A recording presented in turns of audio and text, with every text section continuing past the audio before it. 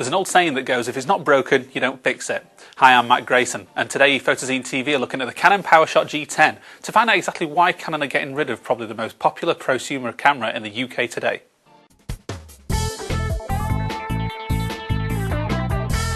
Upgrades to the G10 include a new 14.7mm CCD, new Digic 4 processor, which is also found on the EOS 50D and 5D Mark II, and also a 28mm wide-angle zoom lens. However, the zoom only is 5 times optical as opposed to 6 times optical that you found on the previous model. However, I think most noticeably is the design itself. From a distance it looks roughly the same as the G9, but you'll notice this quite large stack of dials on the top here.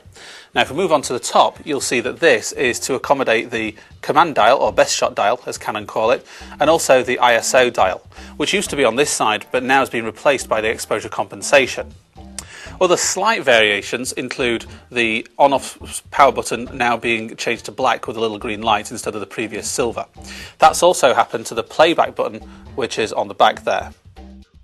But these aren't really bad things, and in fact the camera doesn't actually look that bad even though it's got dials stacked upon dials. It's not an unattractive camera, although it's never been one that could win any beauty pageants. It's actually quite a nice camera to use as well. The menu system has been upgraded and is now clearer, larger and easier to see. As well as the buttons being quite a bit bigger than the previous models, and also the icons have now been put onto the buttons instead of to the side of them, so you know exactly which one does which. The G10 still incorporates the similar functions and menu systems as what the G9 has. The function button will give you access down the left hand side to the quick options, in this case the white balance where we are now. You've also got your colours for vivid, neutral, sepia, black and white, portrait and landscape, which are the picture styles on the DSLRs. You've got the bracket mode, flash compensation, a neutral density filter, which is a really good idea, and your image size and image quality settings right there. There is a RAW setting on the camera as well, if that's how you prefer to shoot. In the menu system, you've got your lovely, nice new graphics here, which are a lot easier to see. You can move up and down just by using the D-pad on the back, or you can use the rotating wheel there instead to move from side to side and up and down on the options. Just pressing OK goes into whichever option it is you choose.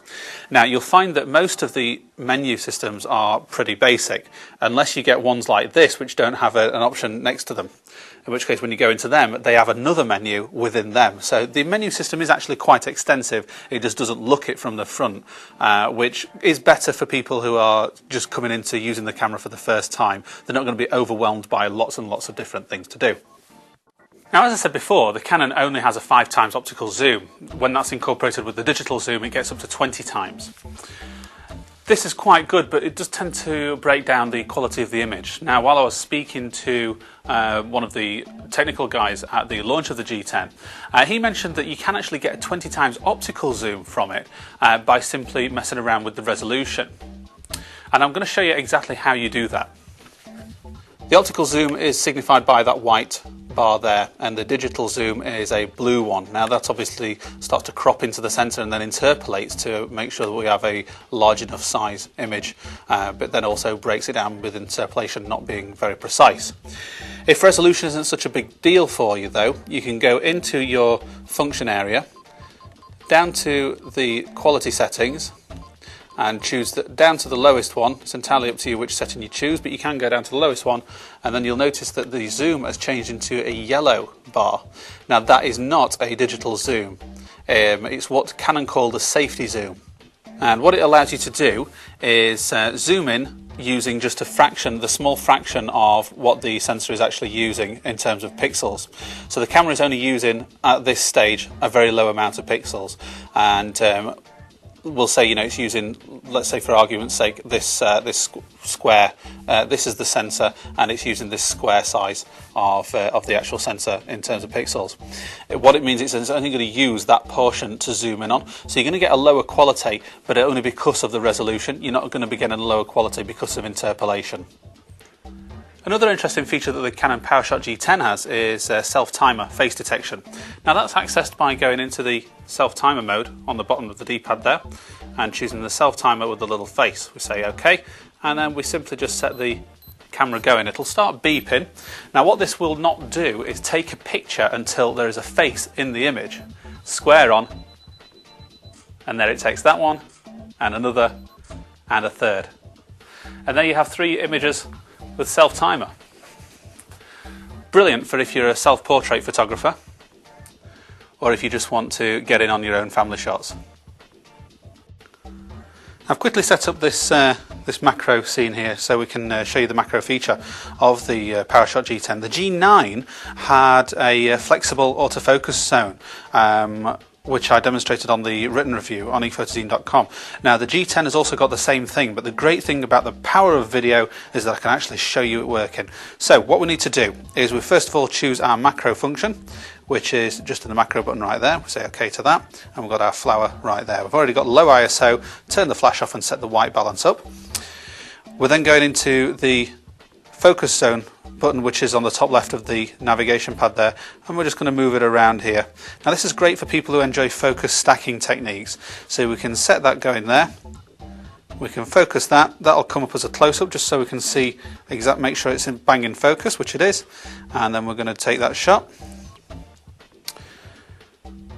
Then what we're going to do is we're going to move up to, we're going to basically just move along the ridge of the car there.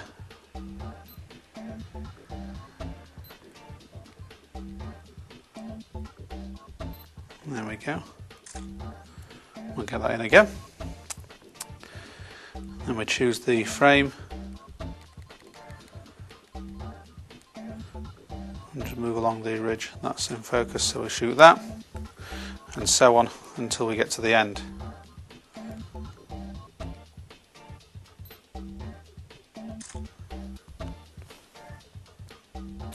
Now this focus frame is quite big. When you're in the area, when you press this button here, display here says that you can actually change the size of it and make it a little bit smaller if you've got quite fine detail focus areas that you want to get there. And then focusing on that will still again bring it up close up so you can see, make sure that it's sharp. So the perks that come with the G10 are actually quite good. You've got the Digic 4 processor, you've got the 28mm wide angle lens, you've also got the higher resolution if you're going to use it. The problem with the resolution though is it comes on the same size sensor as the G9, which means you're going to get increased noise at high ISO. And indeed you do. Look at the full test that we did on ephotozine.com for the proof. The low ISO though is got extremely good noise control. The HDR fans out there are going to love the bracketing dial that's on the top. Don't worry too much about the unusual design of the dial upon dial on the top of the camera. It's not actually that unattractive once you get used to it. It just comes as a little bit of a shock when you first see it. One thing I will say is the new technology that they've put into the camera is very good, including the face detection self-timer, which is quite good fun for the self-portrait users out there. It's just a shame that they haven't coped with the noise problems that you get at the high ISO. Take a look at the camera, see what you think, take a look at ephotozine.com and let me know your feedback on the comments area.